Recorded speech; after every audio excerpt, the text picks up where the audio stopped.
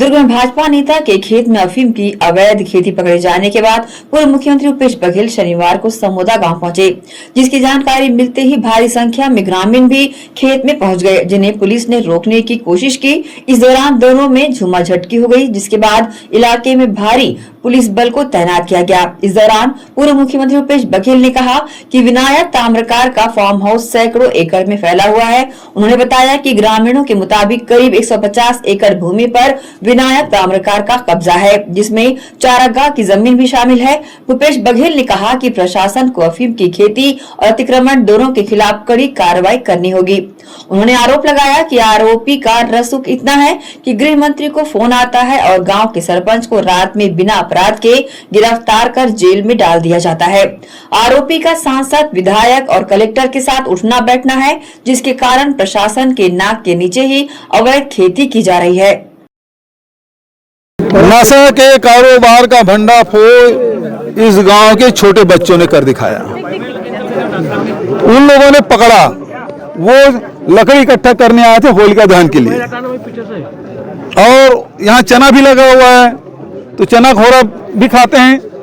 Generally Holika दहन के समय हम सब बचपन में वही किए हैं, यहाँ के बच्चों ने भी किया, वो परंपरा का निर्वहन कर रहे हैं। लेकिन देखा कि नए प्रकार के फूल और फल लगे हुए हैं जो उन्होंने कभी नहीं देखा था, उसे फोटो ले ली, वीडियो बना लिए, सरपंच को दिखाया, सरपंच ने पुलिस प्रशासन को बताया, तब इसका भंडाफोड़ हुआ।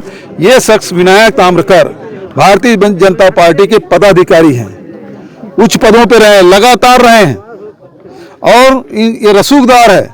सांसद, विधायक, कलेक्टर के बगल में बैठने वाले लोग, इसका अप्रोच इतना है कि गृह मंत्री के यहाँ से फोन आता है और यहाँ के सरपंच की गिरफ्तार करवा देता है।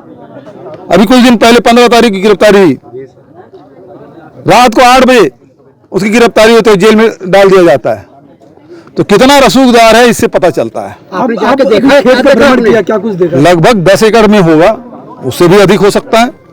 पूरा लगा हुआ है, कहीं पे चिरा लगा हुआ है, उसका चिट्टा निकाल लिए गए हैं, कुछ जगह फ्लावरिंग स्टेज में है। तो ये स्थिति यहाँ है, पूरा नदी किनारे ये जाल फैला हुआ है, और इसका नेटवर्क कहाँ कहाँ है, इसकी प्रोसेसिंग कहाँ हो रहा है, क्योंकि केवल चिट्टा भर नहीं है, चिट्टा से फिर हीरोइन और ब्राउन शुगर सब इसी से बनता है, खसखस भी इसी से बनता है, डोडा इसी से बनता है। इसका कोई चीज़ खराब नहीं जाता, सब चीज़ उपयोग में आता है नशे के। कितना खतरनाक मानते हैं? पूरा समाज, खासकर जो तरुणाई है, वो नशे में डूब रहा है। मोदी की सरकार में, विष्णु की सरकार में अब तो पहली बार है कि अफीम की खेती है पकड़ा गया। अब जो ये हम लोग देख सुन रहे थे कि स्कूल के बगल में जो चिट्टा बिकता है, नशा की सामग्री बिकता है, तो उत्पादन तो यही हो रहा है, और सबसे ज्यादा यही नशा का कारोबार हो रहा है। पूरे हमारी जवानी बर्बाद कर रहे हैं लोग। इसकी पूरे उच्च स्तरीय इसके जांच होनी चाहिए, और दोषी व्यक्ति के खिलाफ कड़ी कार्रवाई होनी चाहिए, और जो इसका नेटवर्क फैला हुआ है, पता नहीं कहाँ कहाँ है, इसका खुलासा होना चाहिए, उसकी कार्रवाई होनी चाहिए।